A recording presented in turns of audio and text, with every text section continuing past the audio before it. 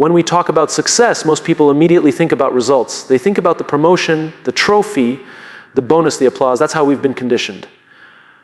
From the time we're children, we're told that grades measure our intelligence, that medals prove our ability, and that awards define our worth.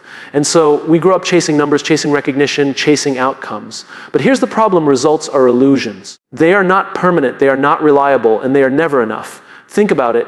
You win the award, and within a week you're already asking yourself, what's next? You get the big promotion, and in a month you're restless again. You hit a milestone, and soon it feels ordinary. That's the illusion of results. They look like the end, but they never are. They are simply checkpoints, not the finish line.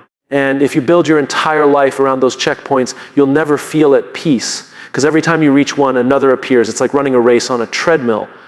You keep moving, you keep sweating, you keep pushing, but you never actually arrive anywhere. The results tease you, they motivate you, but they don't fulfill you. And that's why so many people who look successful on the outside feel empty on the inside. They work so hard for the applause, and when it came, it wasn't enough. They thought the outcome would bring meaning, but it didn't. Here's a story. There was once a young athlete obsessed with becoming number one in his sport. He trained harder than everyone. He studied his opponents. He sacrificed everything for that gold medal. And one day he won. He stood on the podium, heard the national anthem, saw the flag rise, felt the crowd roar. For that moment, he was on top of the world. But 2 weeks later, he fell into a deep depression. Why? Because the very thing he thought would give him everlasting fulfillment lasted only seconds. The illusion had faded. The medal was real, but the meaning he attached to it wasn't. This isn't about sports alone. It's about business. It's about careers. It's about life. We believe that once we hit a certain revenue target, once we land that dream client, once we achieve that recognition, we'll finally feel complete. But results, no matter how big or small, are fleeting. They disappear. They fade. They cannot sustain us. And this is where so many organizations and individuals go wrong. They become result-obsessed. They set quarterly targets, revenue goals, or KPIs, and make them the entire focus of their culture. Hitting the number becomes obsession. But when numbers are all that matter, people stop caring about the work itself. They cut corners, they compromise values, they burn themselves out. And even when the numbers are achieved, the joy is temporary, because immediately the pressure to repeat or exceed begins again. It's a hamster wheel. I once met a CEO of a company that had just crossed $1 billion in revenue. You'd think he'd be ecstatic. But when I sat with him, he looked exhausted. I asked him how he felt. He said, "I thought this milestone would feel different, but all I can think about is how to hit the next billion." That's the illusion. The number didn't bring peace, it only raised the bar higher. Results are important, yes, but they are not the purpose. They are a reflection, not the foundation. They are like a mirror. They show you where you are, but they don't tell you who you are. When we confuse the two, we get lost. We start believing our worth is defined by what we achieve, rather than how we work, how we live, and how we serve. The illusion of results is dangerous because it tricks us into thinking we are in control. We are not. You can control your effort, your consistency, your dedication, but you cannot fully control the outcome. There are always variables outside of your hands. Timing, market shifts, other people's decisions, luck. If you tie your identity to results, you've placed your sense of worth in something you can't control. And that's a recipe for anxiety. Consider two musicians. One writes music because she loves the craft. She spends hours experimenting with melodies, writing lyrics, learning instruments. She gets lost in the process. For her, the joy is in the making. If her song becomes a hit, she celebrates. If it doesn't, she still feels fulfilled because she poured herself into the work. Now consider the second musician. He writes only for the charts. He calculates trends, copies what's popular, and only feels valuable when his songs top the list. The day his track doesn't hit the charts, he feels like a failure. Same industry, same opportunity, but completely different fulfillment. The first has built her peace in the work. The second has built his anxiety in the results. This is the trap so many of us fall into. We believe the outcome validates the work. But in truth, it is the work that validates the outcome. You can achieve a result through shortcuts, manipulation, or luck. But you cannot build mastery, growth, and purpose without the work. Think about inventors.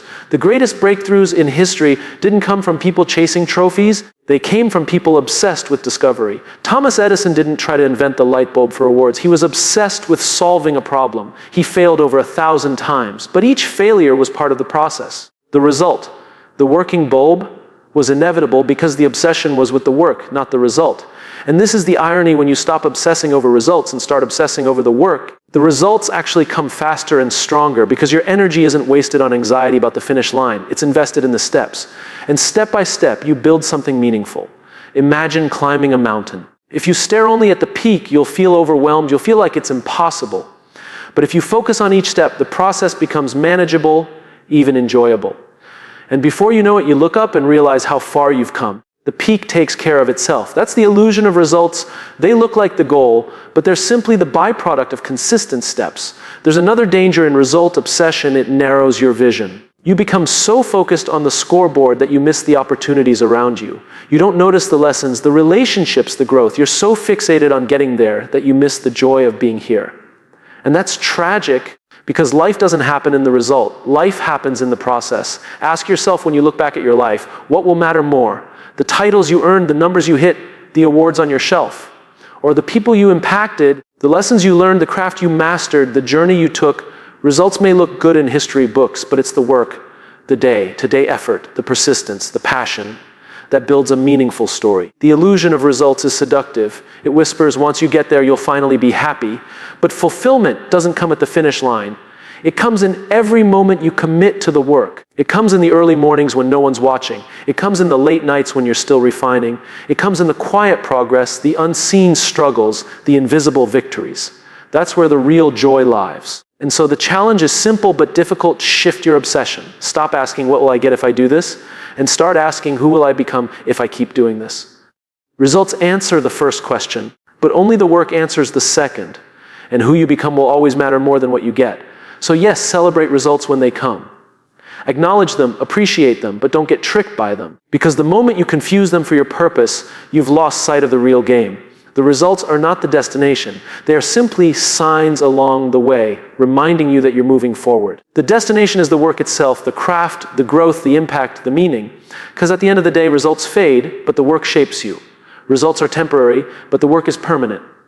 Results are illusions, but the work is real. We live in a world where almost everyone is rushing toward the finish line. We are told that happiness comes once we arrive, once we get the job, once we build the business, once we buy the house. Once we hit the milestone, that's when we'll finally feel fulfilled. But here's the truth most people don't realize until it's too late. Joy doesn't come from the finish line. Joy comes from the process. It's not what we get at the end that makes life meaningful. It's what we become while we're doing the work. The process is where the magic happens. It's in the early mornings when you're practicing your craft, not the night of the big performance. It's in the late nights refining an idea, not the moment the product launches.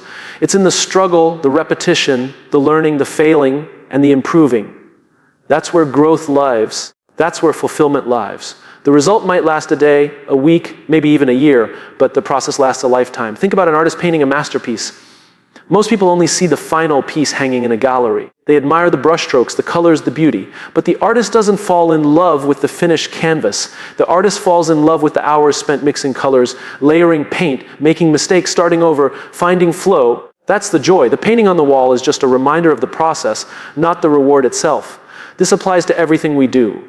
Entrepreneurs who love the hustle of building something from scratch, they thrive even in the messy middle. Athletes who love the grind of training, they wake up every day excited, not just for game day, but for practice itself. Writers who love the discipline of putting words on a page, they find satisfaction even if their book never makes a bestseller list, because the process is the reward. The irony is that when you actually fall in love with the process, results show up more naturally. Why? Because you're consistent. You're not motivated by an occasional outcome, you're fueled by daily passion. And when passion drives consistency, excellence becomes inevitable. But here's the challenge: we've been taught to see the process as a necessary evil, something to endure until we get the outcome. Students are told to study hard so they can pass the exam. Employees are told to work hard so they can get the promotion. Athletes are told to train hard so they can win the championship. In every case, the process is framed as a sacrifice, a cost, something unpleasant we must push through just to get the reward at the end. And that's why so many people quit halfway. They hate the process, and the result isn't enough to sustain them. Those who thrive see it differently. They don't study just to pass, they study because they love learning. They don't train just to win. They train because they love movement, improvement, growth. They don't work just for a title, they work because they believe in what they're building. When the process itself becomes the source of joy, quitting isn't even an option. Because you're not doing it for the trophy, you're doing it for the love of the game. There's a story I once heard about a baker. Every morning at 3 a.m., while the world was still asleep, he would begin kneading dough in his small bakery. Day after day, year after year, before the sun rose, he would be there mixing, kneading, shaping, baking. Customers loved his bread, and eventually he became well known in his community. Someone asked him once, "Don't you ever get tired of waking up at 3 a.m.?" Don't you ever feel like it's too much? He smiled and said, no, because this is when I'm happiest. When my hands are in the dough, when I smell the bread rising, when I see the first loaf come out of the oven, I feel alive. The customers, the money, the reputation, those are nice. But the making, that's where the joy is. That is the secret. Joy is not found at the end of the road. Joy is found in walking the road. And yet, it's so easy to overlook this truth because the world celebrates outcomes, not effort. The headlines announce who won the race, not who trained in silence for years. The magazines feature the successful entrepreneur, not the late nights, the failures, the tears along the way. The audience applauds the performance, not the lonely hours of rehearsal. Society makes us believe the outcome is everything, when in reality, it's only the surface, the depth, the meaning, the fulfillment. That all happens behind the scenes in the process. This is why some of the most successful people in the world continue to work even when they don't have to. They'd already made the money, won the awards, built the empire, but they keep showing up every day. Why? Not because they need more results, but because they love the work. They've discovered that the joy was never in the result. It was in the doing. Let me ask you a question. Have you ever finished a big project? Maybe something you worked on for months, and then when it was done, you felt a strange emptiness. That's the post-result void. You thought finishing it would make you feel complete, but instead, you felt a little lost. That's because the joy wasn't in the completion, it was in the creation. The late nights, the brainstorming sessions, the breakthroughs, that's what brought you alive. The result just closed the chapter. This is why retirement can feel so difficult for some people. They think they want to rest after years of working, but when the process stops, they lose their sense of joy. It wasn't the paycheck that gave them meaning. It was the daily rhythm of doing the work, solving problems, creating impact. Without the process, they feel empty even if they have all the results they once dreamed of. So the lesson is simple but profound. If you want a life of fulfillment, stop chasing only outcomes. Start embracing the process. Learn to enjoy the small steps, the daily effort, the routine. Because if you can't find joy in the process, you won't find joy in the result either. The result won't be enough. And let's be honest, the process isn't always glamorous. Sometimes it's frustrating, repetitive, even boring. But that's where the difference lies. The people who achieve lasting fulfillment are not the ones who avoid the hard parts, but the ones who embrace them. They see repetition as mastery. They see mistakes as lessons. They see the grind as the gift, because every day in the process is an opportunity to grow, to learn, to become. Think about a musician practicing scales. To most people, it sounds dull, monotonous. But to the musician, every scale is sharpening skill, deepening understanding, building freedom to express. The joy isn't just in the concert, it's in the scales. Because without the scales, the concert would never exist. Or think about a gardener. The joy isn't only in seeing the flowers bloom. It's in planting seeds, watering them, pulling weeds, tending the soil. It's in showing up every day to care for something that may not bloom for months. The bloom is beautiful, but it's just a moment. The gardening, that's the process, and that's where the real joy is. The joy in the process also gives us resilience, because results are fragile. Markets crash, opportunities disappear, trophies are taken away, titles are forgotten. But if your joy is in the process, none of that can take it away from you. They can strip away the results, but they can't steal your love of the work. And that love is what keeps you going when circumstances are against you. That's why the best innovators, leaders, and creators are never satisfied with one success. They don't stop at one invention, one product, one achievement. They go back to the lab, back to the studio, back to the field. Because their joy isn't in being done, their joy is in doing. So here's the challenge for all of us. Instead of asking, what will I get if I do this? Start asking, will I enjoy doing this even if I don't get the result I want? If the answer is yes, then you've found something worth pursuing. Because the process itself will sustain you whether or not the outcome comes. The joy is in the process, in the practice, in the growth, in the doing. Results will come and go, but the process will always be with you. Fall in love with it, and you'll never run out of joy. There's a difference between obsession that destroys you and obsession that sustains you. Most people don't realize this. They think obsession itself is dangerous, that it burns you out, that it leaves you empty. But the truth is, it's not obsession that destroys us, it's what we choose to obsess over. If you obsess over results, you will eventually collapse. If you obsess over the work, you will thrive. Because one drains you while the other sustains you. When people hear the word obsession, they think of something unhealthy. They imagine someone pushing themselves to exhaustion, sacrificing everything, burning the candle at both ends just to achieve an outcome. And yes, when the obsession is outcome-driven, that's exactly what happens. Results are fragile. They are temporary, unpredictable, often outside of your control. If your entire sense of worth is built on hitting a certain number, winning a certain award, reaching a certain milestone, you are setting yourself up for anxiety, disappointment, and collapse. But obsession with the work is different. Obsession with the work is sustainable because it's rooted in something you can control. It's rooted in effort, consistency, curiosity, and growth. When you fall in love with the work itself, you don't need to wait for results to validate you. Every day becomes meaningful because every day you are building, learning, and becoming. That kind of obsession doesn't drain you, it fuels you. Think of it like a fire. If you burn wood soaked in gasoline, it flares up fast, but it burns out just as quickly. That's results-driven obsession. It gives you a burst of energy, but it cannot last. But if you build a fire with strong, dry wood, if you tend to it patiently, feeding it steadily, that fire can burn for hours, even days. That's work-driven obsession. It is slower, steadier, but it keeps you warm for the long haul. There's a story of a young founder who built his company around hitting numbers. Every quarter was a mad rush to reach targets. He worked nonstop, slept little, and pushed his team relentlessly. They hit their goals, but each time, the pressure to outdo the last quarter grew heavier. Eventually, the company collapsed under the weight of exhaustion and unmet expectations. Why? Because the obsession was only about the scoreboard, and the scoreboard always demands more. Now consider another founder. She built her company around solving a problem she cared deeply about. Every day, she focused not on how fast she could grow, but on how well she could serve her customers, how much better she could make the product, how much more she could learn about her craft. Of course, she had goals, but they weren't her obsession. Her obsession was with the work. And because of that, even when results were slow, she stayed energized. Even when she failed, she kept going because her joy wasn't dependent on the outcome. Over time, her company grew stronger and stronger, not because she chased results, but because she chased excellence in the work. That's the power of sustainable obsession. The reason work-driven obsession sustains us is because it feeds curiosity. When you are obsessed with the work, you're constantly asking, how can I get better? How can I improve? How can I learn something new? That curiosity keeps you alive. It keeps you from getting bored. It keeps you resilient even when things don't go your way. Because if the joy is in the process of learning and growing, there's never a day wasted. On the other hand, result-driven obsession kills curiosity. When all you care about is the outcome, you stop asking questions. You don't explore. You don't experiment. You don't risk failing because failure feels like death. You become rigid, narrow, afraid. And fear is the enemy of growth. This is why some people work themselves to death and still feel empty while others work just as hard and feel alive. It's not the hours they put in, it's what those hours are serving. If your hours are serving results alone, they will drain you. If your hours are serving the work itself, they will give back more than you put in. There's another reason work-driven obsession is sustainable. It's consistent. Results are inconsistent. Sometimes they come, sometimes they don't. But the work is always there.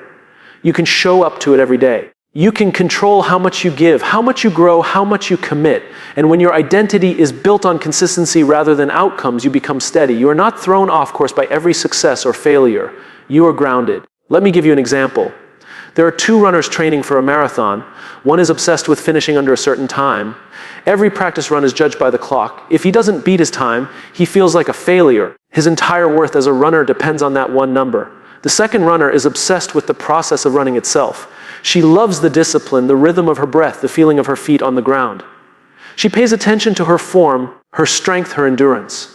Of course, she wants to finish well, but her obsession is not the clock, it's the craft. Who do you think will enjoy training more? Who do you think will keep running long after the race is over? The second runner, because her obsession sustains her. The first will likely quit once he burns out chasing times that never seem good enough. Sustainable obsession also builds resilience. When your obsession is the work, you can survive failure because failure doesn't end the work. Failure is part of it. You can embrace mistakes as learning, setbacks as lessons. But when your obsession is the result, failure feels catastrophic. It crushes you because it feels like the very thing you were chasing slipped away. The truth is, the people who change the world are almost always the ones who are obsessed with the work, not the results. Inventors obsessed with solving problems, not with fame. Artists obsessed with creation, not with recognition. Leaders obsessed with serving, not with titles. And because their obsession is rooted in something infinite, the work itself, they keep going long after others stop. Think about the greatest scientists in history. They weren't chasing awards, they were chasing discovery. They didn't know if they would ever find what they were looking for.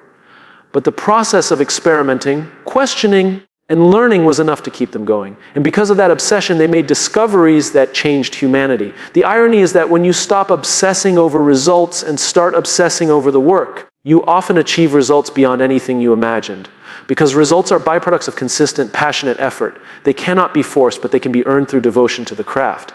But this takes a shift in mindset. Most of us are wired to ask, what will I get if I do this? That's a result-driven question. The better question is, who will I become if I keep doing this? That's a work-driven question. Because results give you something temporary, but the work shapes you permanently. So what does sustainable obsession look like in practice? It looks like showing up every day, not because you're promised success, but because you love the process of becoming better. It looks like pouring yourself into the details, the repetitions, the fundamentals, knowing that even if no one notices, you are still growing. It looks like treating failures not as defeats, but as raw material for progress. The truth is, obsession is not optional. Every one of us will be obsessed with something. The question is, will you be obsessed with results that fade or with work that endures? One will burn you out, the other will build you up. One will make you anxious, the other will make you resilient. One will leave you empty, the other will leave you fulfilled. So if you're going to be obsessed, make it sustainable. Don't obsess over the scoreboard. Obsess over the game. Don't obsess over the trophy. Obsess over the training. Don't obsess over being recognized. Obsess over being excellent. Because when you do, you'll find that obsession is not your enemy, it is your ally. It doesn't destroy you, it sustains you. It doesn't drain you, it energizes you. And maybe the greatest gift of sustainable obsession is this: it keeps you in love with the journey. Because at the end of the day, results will come and go. They may make headlines, they may gather applause, but they don't last. The work, however, is always with you.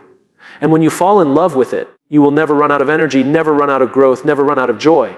So the choice is yours. Burn out chasing results that will never satisfy, or burn bright with an obsession for the work that makes you come alive. One path ends quickly. The other path lasts a lifetime. Choose wisely. We live in a culture obsessed with scoreboards. Everywhere you look, numbers are flashing in our faces. Quarterly earnings, social media followers, test scores, market share, rankings like Vietrix, data. The scoreboard is seductive because it's simple. It gives us something to measure, something to compare, something to chase. But here's the problem: the scoreboard changes every day. One moment you're up, the next you're down. One quarter you're winning, the next you're losing. The scoreboard is temporary. Reputation is not. Reputation is what people say about you when you're not in the room. It's the story of how you show up, how you treat people, how you handle pressure, how you live your values. The scoreboard may tell you if you won today, but your reputation will tell the world who you are for years to come. And if you have to choose between the two, always choose reputation, because a scoreboard can get wiped clean in a single moment, but reputation is what endures. Think of an athlete. On any given night, they might win or lose. The scoreboard reflects that night's performance, but their reputation comes from how they played, not just whether they won. Did they give their best effort? Did they respect the game? Did they uplift their teammates? Did they stay humble in victory and gracious in defeat? That's what people remember long after the scoreboard has been forgotten. In business, the same truth applies. Companies that chase quarterly numbers at any cost may hit their targets, but often at the expense of trust. They cut corners, squeeze employees, sacrifice quality. For a while, the scoreboard looks good, but eventually customers notice, employees leave, and the truth comes out. The scoreboard can be manipulated. Reputation cannot. Once trust is broken, numbers won't save you. I once met a leader who was obsessed with being number one in his industry. He celebrated every chart, every ranking, every statistic that put his company ahead. But behind the scenes, people hated working there. The culture was toxic, employees felt disposable, and customers felt neglected. For a while, the scoreboard glowed brightly. But within a few years, the company collapsed. Why? Because you can't build a lasting legacy on temporary numbers. You build it on reputation. Now consider another leader I met. She wasn't obsessed with being number one. She was obsessed with being trustworthy. She cared about her employees, invested in their growth, listened to her customers, and refused to compromise her values for quick wins. Did her company always top the charts? No, but year after year, decade after decade, her reputation grew stronger. And because of that, people wanted to work with her, buy from her, follow her. When crisis hit, her company didn't crumble, it thrived. Because trust once earned is far more powerful than numbers. The scoreboard is a snapshot. Reputation is a story. The scoreboard shows what you did in one moment. Reputation shows how you've lived over many moments. The scoreboard is about outcomes. Reputation is about character. And here's the irony. If you focus on your reputation, if you consistently do the right thing, serve others, and show up with integrity, the scoreboard usually takes care of itself. The danger of chasing the scoreboard is that it tempts you to take shortcuts. You're behind in the game, so you bend the rules. You're desperate to hit the target, so you push people harder than they can handle. You want to look good today, so you sacrifice tomorrow. And in the process, you may win the point, but you lose the trust. And once trust is lost, the victory means nothing. There's a saying, reputation is built in drops and lost in buckets. You can spend years building trust, showing consistency, earning respect, and then in one careless moment, it can all be gone. That's why reputation matters more than the scoreboard, because the scoreboard forgives mistakes. Reputation does not. Think about your own life. Do you remember every grade you ever got in school? Do you remember every number from every job? Probably not. But you do remember the teachers who cared about you, the mentors who believed in you, the bosses who supported you, the colleagues who treated you with respect. You remember people's reputations, not their scoreboards. It's the same with leadership. People don't follow leaders because of their titles or numbers. They follow them because of their reputation, because they trust them, because they know who they are. Numbers may impress for a moment, but character inspires for a lifetime. The challenge is that reputation takes longer to build. Scoreboards give immediate feedback. You can check your likes right now. You can look at your revenue this quarter. You can see your ranking today. Reputation doesn't work that way. It's slower, quieter, harder to measure, but it is also far stronger. The scoreboard is a sprint. Reputation is a marathon. And let's be honest, it's tempting to chase the scoreboard because it feels good. It feels good to hit targets, to win awards, to see the numbers climb. But that feeling doesn't last. And if that's the only thing driving, you'll end up empty. Reputation, on the other hand, gives you something deeper. It gives you respect, trust, and loyalty. And those are the things that last. There's a story about a teacher who spent 40 years in the classroom. She never won awards, never made headlines, never appeared on any scoreboard. But her reputation was extraordinary. Her students spoke of her with gratitude. Her colleagues admired her dedication. Her community respected her deeply. She changed lives quietly without recognition. Years later, when she retired, hundreds of former students came back to thank her. That's reputation. The scoreboard never noticed her, but her impact will outlive her. The truth is, scoreboards make noise, but reputation makes echoes. Scoreboards shout for a moment, but reputation whispers for generations. And when you're gone, no one will care what numbers you hit. They will care about how you made them feel, how you treated them, what you stood for. That's what will remain. So the question you have to ask yourself is this: are you living for the scoreboard, or are you living for your reputation? If you're chasing numbers, you may look successful today, but you'll struggle to sustain it. If you're building reputation, you may not always look like you're winning, but you will always matter. And here's the beauty of it: reputation doesn't require perfection. You don't have to win every game, hit every target, or top every chart. What builds reputation is consistency. Showing up, being honest, admitting mistakes, treating people with respect, doing the right thing even when it's hard. That's what people remember. That's what lasts. There's a line I once heard: when all is said and done, people won't remember your numbers, they'll remember your name. Not the letters after it, not the titles attached to it, but the name itself. And what your name stands for, that's reputation. The scoreboard will always tempt you. It will tempt you to think that winning now is all that matters. But resist the temptation. Focus instead on building something deeper, something stronger. Because when the numbers fade, your reputation will remain. And in the end, that's the real victory. So yes, play the game. Yes, strive to win. Yes, set goals and measure progress. But don't confuse the scoreboard for success. Success is not being ahead today. It's being remembered tomorrow. It's not the number you achieve, it's the name you leave behind. The scoreboard tells the world if you're winning. Reputation tells the world who you are. And who you are will always matter more. We have been taught almost from the beginning of our lives to play finite games. From childhood, we compete in sports where the rules are clear, the players are known, and the objective is to win. In school, we take exams where the grading scale is fixed, and the measure of success is a number on a paper. Later in business, we chase quarterly results, market share, or a certain title because we believe success is reaching the top of a ladder. Everything around us conditions us to think that life is a scoreboard, that there is an end point, and that winning is the ultimate measure of value. But life is not a finite game. Leadership is not a finite game. Legacy is not a finite game. The real game is infinite. The infinite game has no finish line. There is no final whistle, no ultimate scoreboard, no point at which you can say, I've won forever. In the infinite game, the players change, the rules evolve, the conditions shift, and yet the game continues. It was being played before you arrived, and it will be played long after you're gone. The purpose of the infinite game is not to win, but to keep playing, to stay in the game, to keep growing, to keep contributing, to build something that lasts beyond you. The problem is too many people approach the infinite game with a finite mindset. They believe that if they reach a certain level of wealth, if they achieve a certain title, if they crush their competition, then they have won. But what happens when they reach that milestone? What happens when they realize someone else has already climbed higher, or when the market shifts, or when their so-called victory turns out to be temporary?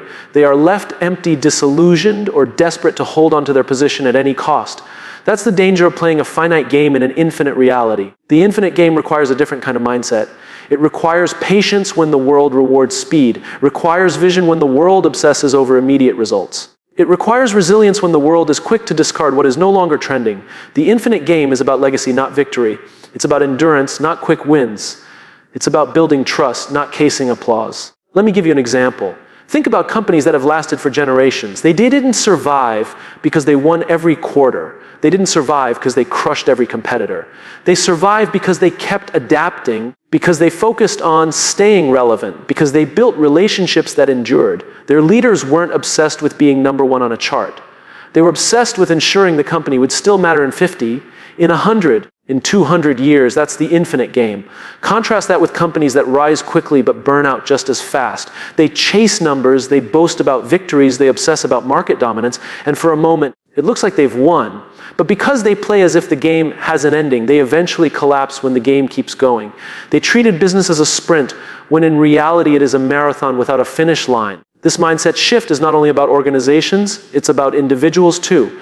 Too many of us live as if we are playing a finite game with our careers, our relationships, even our lives. We set arbitrary milestones. By 30, I must have this. By 40, I must be here. By 50, I must be done.